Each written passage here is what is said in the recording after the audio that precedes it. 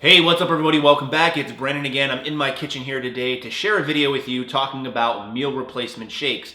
And I'm doing this because I found that I've personally been having a little bit of problems adding on weight. So for those of you that don't know, I weigh somewhere around 235 to 240. I float a little bit here and there because I'm not tracking macros. And I've really hit kind of a stalemate and I can't really progress any further, or I haven't been able to for several weeks. So because I'm not tracking macros necessarily, I'm just going to bump up my intake, and I'm going to help ensure that I do that by adding in a very big meal replacement shake.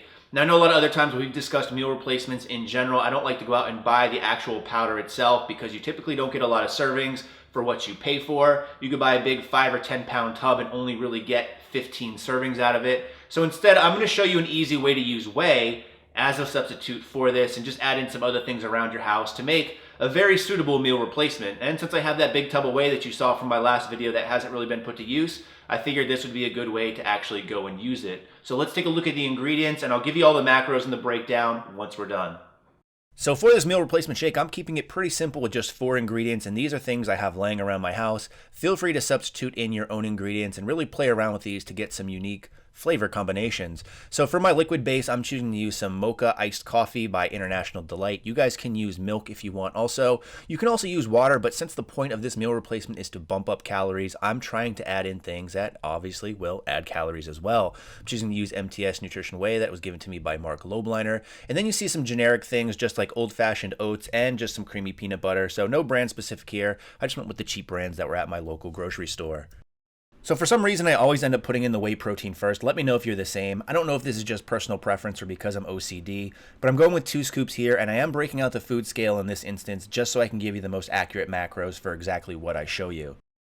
Next thing we're going with is 1 cup of Old Fashioned Oats, and I'm choosing to go Old Fashioned only because I like a little bit of texture in my shakes. If you don't want that, you can just go ahead and use quick oats instead, as they're a little bit more refined. So we're going to go ahead and add the liquid next, and again, I'm choosing to use this Mocha iced coffee. I'm going with 2 cups. Now this is going to put us extremely close to the max fill line of this cup, but that's okay because I like to live dangerously close to the edge.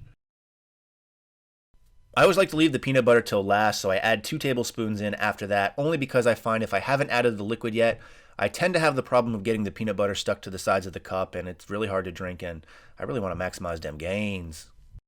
From here, it's pretty self-explanatory. You just blend it up. Again, I'm using a NutriBullet here. I find these things blend really well. You can always throw in ice as well if you really want to have a more cold or milkshake type consistency.